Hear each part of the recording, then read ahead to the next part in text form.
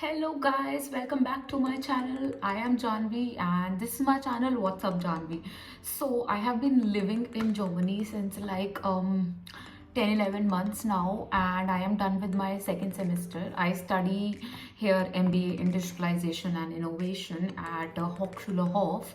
I am moving towards my third semester. I make videos on YouTube about my travel and everything, but constantly I keep receiving questions over Instagram and over LinkedIn, and even some of my friends sometimes call me and ask about these very beginner friendly questions whenever they start considering Germany as an option to, for their masters or graduation or anything. So I was like, let's make a video and clear it all out. So there you go.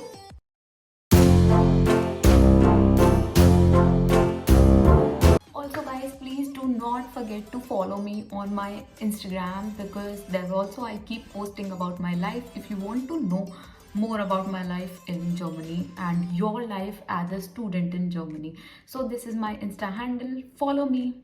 Okay, so let's get into the video.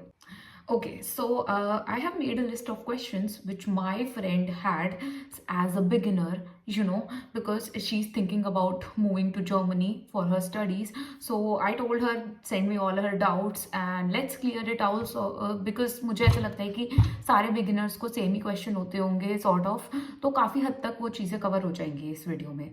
So let's dive into the doubts, the questions. So the first question that she sent me is Germany even a good option? If yes, then for what course, and tech related or MBA or business related? Okay. So Germany I think is better option other than other countries just because of the cost, because यहाँ पे masters बहुत सस्ती है as compared to the other countries. If we consider UK और USA और Australia तो बहुत ही महंगा है भाई. और यूके में भी कुछ मेरे जान पहचान के या मेरे फ्रेंड्स वगैरह गए हैं तो उनको काफ़ी ज़्यादा लोन लेना पड़ा है यूके में मास्टर्स के लिए. उन वहाँ पे फीस भी ज़्यादा है. तो आई थिंक जर्मनी जो है, yes it is a good option. और फॉर टेक रिलेटेड और MBA I would say for tech related it's very nice. अगर आप यहाँ पे MTech करना चाहते हो तो बेस्ट है, क्योंकि तुम्हें पता ही है BMW वगैरह, मर्सिडीज, ये सब जर्मनी की ही कंपनीज हैं. तो अगर तुम यहाँ से MTech करते हो तो बहुत अच्छे चांसेस होते हैं कि तुम्हें अच्छी ऐसी बड़ी कंपनीज में जॉब वगैरह या इंटर्नशिप वगैरह मिल जाएगी अगर तुम्हारे अंदर राइट स्किल्स हैं. Now, why should I choose Germany instead of UK or even US? I have already answered this question. Why? Now, coming to the third, what is this private and public university?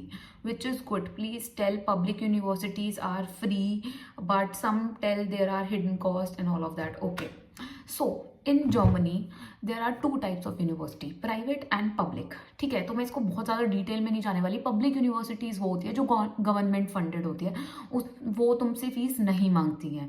ठीक है, लेकिन private universities जो होती हैं उनका काम सिर्फ पैसा बनाना होता है. वहाँ पे उतनी ही फीस होती है जितनी तुम्हें UK USA में अगर जाओगे तो तुम्हें फीस मिलेगी. ठीक है, एंड प्राइवेट यूनिवर्सिटीज़ में कुछ यूनिवर्सिटी जैसे कि गिज़मा यूनिवर्सिटी हो गई, ठीक है, BSBI हो गई, प्लीज़ मैं हाथ जोड़ के विनती कर रही हूँ, अगर तुम जर्मनी आना चाहते हो और तुम इन यूनिवर्सिटीज़ के बारे में सोच रहे हो, प्राइवेट यूनिवर्सिटीज़ के बारे में, क्योंकि यहाँ पे एडमिशन मिलना बहुत आसान होता है, क्योंकि इन्हें किसी बात से मतलब नहीं है.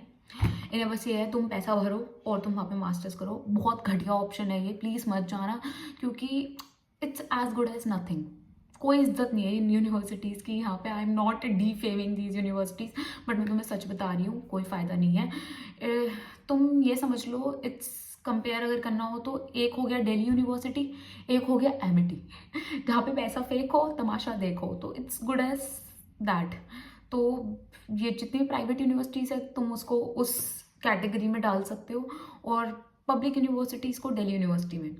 हालांकि बहुत सारी दिल्ली यूनिवर्सिटीज़ ऐसी है जहाँ पे अच्छे से नहीं पढ़ाया जाता है, लेकिन यहाँ पे जितनी भी पब्लिक यूनिवर्सिटीज़ है वो बहुत अच्छी है, उनकी रेपुटेशन बहुत अच्छी है. तो आई वुड डेफिनेटली से कि तुम पब्लिक यूनिवर्सिटीज़ को चूज़ करो. और एक और चीज़, वहाँ पे मोस्टली कोर्सेज़ की फ़ीस नहीं होती, लेकिन बहुत सारी पब्लिक यूनिवर्सिटीज़ में वो तुमसे जर्मन लैंग्वेज C1 मांगते हैं, क्योंकि अगर तुम्हारे पास C1 है ना तो भाई, और तुम जर्मन स्पोकन कोर्स में अगर एडमिशन लेने की सोच रहे हो तो it gets very easy for you to get the admission. लेकिन कुछ पब्लिक यूनिवर्सिटीज़ में इंग्लिश कोर्सेज भी होते हैं मास्टर्स के लिए, तो तुम उसमें भी जाने की सोच सकते हो, ठीक है, लेकिन उसमें कंपटीशन ज़्यादा होता है, ठीक है, तो चांसेस थोड़े तुम्हारे कम हो जाते हैं। तो बस यही हिसाब है। बाकी बहुत सारी यूनिवर्सिटीज़, पब्लिक यूनिवर्सिटीज़ ऐसी भी हैं जो तुमसे फीस लेती हैं कुछ कुछ कोर्सेज़ के लिए, जैसे कि एमबीए, क्योंकि एमबीए कोर्सेज़ यहाँ पे बहुत कॉमन नहीं है, ठीक है, बहुत कम यूनिवर्सिटीज़, खासकर पब्लिक यूनिवर्सिटीज़ तो बहुत ही कम वो ऑफर करती है, और उसके लिए ना उनको गवर्नमेंट से फंड नहीं मिलते, तो वो तुमसे फीस लेती हैं। बट इसका मतलब ये नहीं कि वो कोर्सेज अच्छे नहीं है। अगर वो पब्लिक यूनिवर्सिटीज से हैं और वो तुमसे पैसे ले रहे हैं, तब भी मैं कहूँगी उसे प्रेफर करो, क्योंकि still quality will be served there. Now next question, I think मैंने काफ़ी अच्छे से बताने की कोशिश करी है इस चीज़ को। Next question, what is the basic criteria to choose Germany to study abroad? I have 6 CGPA, can I get into public universities? Okay, if you have 6 CGPA थोड़ा कम है, मुश्किल हो जाता है इतने कम परसेंटेज पे, लेकिन अगर तुम एमबीए कोर्सेज की तरफ जा रहे हो पब्लिक यूनिवर्सिटीज़ में, तो वो तुमसे कुछ वर्क एक्सपीरियंस मांगेंगे, या फिर वो देखेंगे कि सब्जेक्ट्स जो तुम चूज़ कर रहे हो, जो उस कोर्स में है, तुमने उसमें कैसा स्कोर किया है। मैं ये नहीं कह रही कि तुम्हें 6 CGPA पे नहीं मिलेगा, बट थोड़ा मुश्किल हो जाता है। लेकिन अगर तुम एमबीए कोर्सेज के लिए जा रहे हो, कोर्स के लिए जा रहे हो, और वहाँ पर तुम्हारा वर्क एक्सपीरियंस भी मांग रहे हैं यूनिवर्सिटी कोई प्रीवियस, तो तुम्हारे चांसेस हैं, अगर तुम्हारा वर्क एक्सपीरियंस है, तुम वो क्राइटेरिया मैच कर रहे हो, तो नेग्लिजिबल नहीं बोलूँगी, बट थोड़ा सा मुश्किल होता है। तुम्हारा पोर्टफोलियो ओवरऑल फिर थोड़ा अपीलिंग होना चाहिए, अच्छा होना चाहिए, कुछ तो स्टैंड आउट फैक्टर होना चाहिए तुम्हारा। Are public universities like top Indian IIT and IIM relevant? Are they like that? Yes. So यहाँ पे हॉक्सुला होते हैं और टेक्नीशिया यूनिवर्सिटेट, TUs होते हैं। तो TUs जो है वो हायर लेवल की यूनिवर्सिटीज़ होते हैं, they are like IIT IIMs, उनकी वैल्यू थोड़ी सी ज़्यादा होती है। और जो हॉक्सुला होते हैं वहाँ पे दूसरे कोर्सेज होते हैं, तो उनकी थोड़ी सी कम होती है, और इसीलिए वहाँ पे एडमिशन मिलना कंपैरेटिवली इजी होता है as compare to TUs, but वहाँ पे सारे टेक्निकल कोर्सेज होते हैं आई गेस। तो बट ऐसा कुछ नहीं है, तुम जॉब लेने चाहते हो तो इस बात का कोई फ़र्क नहीं पड़ेगा कि तुमने कौन सी यूनिवर्सिटीज़ से किया है पब्लिक में। प्राइवेट का तो भाई हाथ जुड़ा लो, मत करना प्लीज़, कुछ मत, कुछ भी कर लो। प्राइवेट अगर तुम सच में यहाँ पे पढ़ने के मोटिव से आ रहे हो, ना कि इसलिए कि तुम्हें बस एक कोई ज़रिया चाहिए कि किसी भी तरीके से मुझे बस जर्मनी जाना ही है, तो मैं कैसे भी चला जाऊँ बस, तो अलग बात है, तब तो तुम्हें नहीं कहीं मिल रहा, तो चल आ जाओ फिर प्राइवेट यूनिवर्सिटी के सहारे। बट अगर तुम पढ़ने आ रहे हो, प्लीज़ प्रेफर पब्लिक यूनिवर्सिटीज़, बहुत सारी हैं, just make a list, sort it out, कहीं ना कहीं तो मिल ही जाएगा, ठीक है। तो yes, public universities are like top universities, and काफ़ी बेनिफिट्स होते हैं, और कोई हिडन कॉस्ट नहीं होती है उनमें, फ़ीस कम होती है, बस एक सेमेस्टर फीस होती है आई गेस, अगर तुम फ्री कोर्सेज में जाते हो तो, which is like 128 euro, 130 euro, काफ़ी कम है, कोई भी पे कर सकता है, इतना कुछ नहीं है। इट्स लाइक 12,000 13,000 पर सेमेस्टर। पेड कोर्सेज के लिए जा रहे हो तो उसकी फ़ीस थोड़ी ज़्यादा होती है पब्लिक यूनिवर्सिटीज़ में, कुछ कुछ पेड कोर्सेज होते हैं, but it's fine, it's, I would say it's still worth it. Now next question, I have tight budget, how much budget should I sort before even considering Germany? दो factors पे depend करता है। अगर तुम public university choose कर रहे हो तो तुम उसमें पेड कोर्स के लिए जा रहे हो या फ्री कोर्स। अगर तुम फ्री कोर्स के लिए जा रहे हो तो तुम्हें ब्लॉक अकाउंट चाहिए होगा, विच इज़ अराउंड 12 लाख तक का चाहिए होता है। 11 लाख और 12 लाख का होता है। मेरे टाइम पे 11,208 यूरोज था, आई गेस अभी थोड़ा सा बढ़ गया है, बट हाँ, अगर देखा जाए तो मोटा मोटा 11-12 लाख चाहिए रहता है। 11-12 लैक्स उसका ब्लॉक अकाउंट करवाते हैं वो लोग। ब्लॉक अकाउंट का मतलब होता है कि तुम 1 साल का पैसा रिजर्व कर रहे हो, हर महीने उसमें से तुम्हें अराउंड 90,000 अनलॉक होके तुम्हारे अकाउंट में खुद से भेज देगा, जिस भी बैंक के साथ तुमने कराया है वो ब्लॉक अकाउंट। उसमें भी काफ़ी सारे ऑप्शन है, Fintiba and all, go with Coracle, उनकी कोई हिडन फीस नहीं है, मैं उनके साथ ही गई थी, कोई उन्होंने मुझसे एक्स्ट्रा चार्ज नहीं लिए। जो 80 यूरो स्टार्टिंग में लिए थे वो भी मुझे वापस मिल गए थे। तो I would say go for coracle. फिनटिबा मुझे महंगा लगा, मैंने काफ़ी रिसर्च करी थी, I found coracle best, go for coracle. 12 lakh तुम्हारा 1 साल का खर्चा हो गया, जो पहले ही यहाँ की गवर्नमेंट चाहती है कि तुम ब्लॉक अकाउंट में करा के आओ, otherwise you will not get your visa. Paid course है, तो तुम्हें उसकी फ़ीस इस 11-12 लाख में ऐड कर देनी है। अदरवाइज़ तुम्हारा ये 12 लाख रुपए हो गए, बाकी तुम्हारा यहाँ पे आने का, फ़्लाइट का खर्चा और तुम्हारा जो डिपॉज़िट दोगे और जो स्टार्टिंग में डिपॉज़िट दोगे ना जहाँ पे भी रहोगे, तो इस सबको मिला ले तो स्टिल 13 लैक्स तक काफ़ी है, इतना काफ़ी है। Now next, is German language really necessary? What if I don't know? What if I have less time to learn? German language बहुत ज़रूरी है, क्योंकि अगर तुम्हारी यूनिवर्सिटी में मान लो तुमने इंग्लिश टॉट प्रोग्राम में भी एडमिशन ले लिया, ठीक है, जहाँ पे वो तुमसे कह रहे हैं ठीक है तुम्हारी इतनी जर्मन नहीं है तो भी चलेगा। हालांकि ऐसा होता नहीं है, पब्लिक यूनिवर्सिटीज़ कम से कम A1 A2 तो मांगती ही हैं, बिकॉज जैसे ही तुम जर्मनी में पैर रखोगे तुम्हें सब कुछ एक दूसरी भाषा यानी कि जर्मन में दिखाई देगा। nobody will be speaking English, no announcements, no information boards will be in English, it's gonna be in German। तो तुम्हें कुछ समझ नहीं आएगा यार। तुम ट्रेन में, अगर ट्रेन्स में भी पता है यहाँ पे क्या होता है, तुम बैठे हुए हो ना तो अनाउंसमेंट हो जाती है कि रास्ता बदल गया या फिर तुम्हें स्टेशन पे उतर जाना है, तुम्हें ये सब बेसिक चीज़ समझ नहीं आएगी, बहुत स्ट्रगल हो जाएगा, बहुत पूछना पड़ेगा, और यहाँ के लोग नहीं बोलना चाहते वो इंग्लिश, ठीक है। तो मैं तो कहूँगी कम से कम अपनी कंफर्टेबिलिटी के लिए A1 A2 तो करके ही आओ। नाउ बात रही कि कितने टाइम में तुम A1 कर सकते हो यानी कि एक लेवल, आई वुड से कि it totally depends upon you, तुम्हारी क्या लर्निंग कैपेबिलिटी है, कितनी कैपेसिटी है।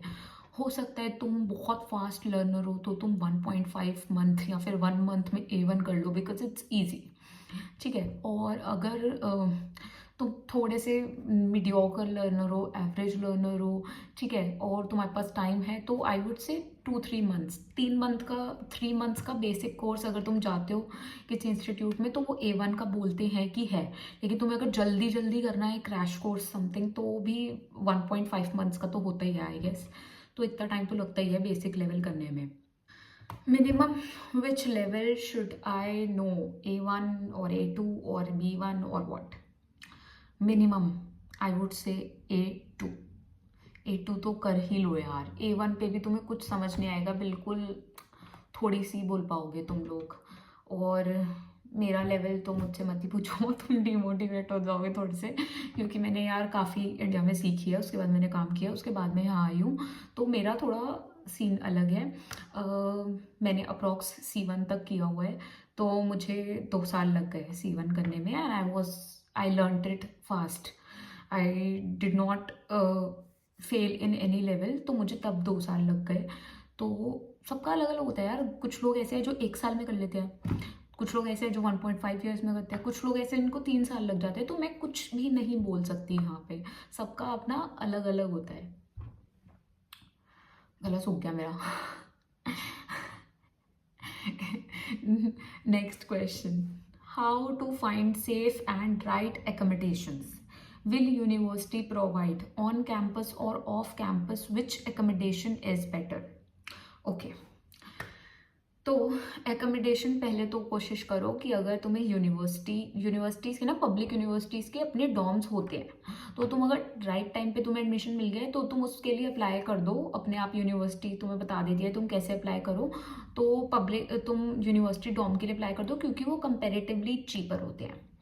Now take example, for example मेरा जो एकोमोडेशन है यहाँ पे वो प्राइवेट है, वेयर आई पे, मेरी बहुत छोटी सिटी है, तो तुम ये बात को सोच के करना, बर्लिन में बहुत महंगा होता है ऐसे बड़ी सिटीज़ में। तो मेरा यहाँ पे 375 यूरो के अराउंड प्राइवेट मैंने खुद ढूंढा था, तो 375 यूरो रेंट है। लेकिन अगर मैं अपनी यूनिवर्सिटी का डॉर्म लेती तो वहाँ पे मेरा रेंट अराउंड 250 यूरोज़ होता, प्लस एक्स्ट्रा थोड़ा इलेक्ट्रिसिटी वगैरह का भरना पड़ता, तो बट स्टिल 280 तक हो जाता कवर। लेकिन मैंने ये वाला इसलिए चूज़ किया क्योंकि मुझे बड़ा कमरा चाहिए था और वो बहुत छोटा था और उसी के अंदर किचन थी। मुझे नहीं चाहिए था कि इतने स्पेस में मुझे किचन भी हो, मुझे नई स्मेल बियर की जाती, तो that was my personal choice. But आप लोग देख सकते हो, इट्स ब्यूटीफुल, इट्स नाइस। अगर तुम्हें मिल रहा है यूनिवर्सिटी का डॉर्म तो ले लो यार, अगर तुम्हें इतना कुछ कंसर्न नहीं है तो it's your personal choice again. How about part time jobs and scope of it in Germany? Are English speaking part time jobs available? Part time jobs मिल जाती है स्टूडेंट्स को, इतनी कोई बड़ी बात नहीं है, तुम्हें उसमें सही वेजेस भी मिल जाते हैं। यहाँ पे एक चीज़ होती है मिनी जॉब, जिसमें क्या होता है कि तुम सैटरडे संडे काम कर सकते हो, और ना सैटरडे संडे तुम काम करते हो तो क्या कहते हैं, मतलब तुम्हें महीने के you can earn up to 540 euros. ठीक है, तो सिर्फ सैटरडे संडे मतलब महीने में टोटल 4-5 दिन काम करके तुम 540 यूरोज तक कमा सकते हो। तो mini job is a nice option to consider to work. And English speaking jobs are available, but in very bigger cities like again Berlin, Hamburg and all of these cities. But छोटी cities में German चाहिए होगी, क्योंकि थोड़ा मुश्किल होता है part time ढूंढना, तो जर्मन इज़ नेसेसरी। बट अब जैसे बर्लिन में क्या है ना कि काफ़ी सारे इंटरनेशनल्स रहते हैं, तो वहाँ पे जर्मन इतनी नहीं होती, बट इंग्लिश काफ़ी इजीली मिल जाती है, तो इतना कुछ नहीं है।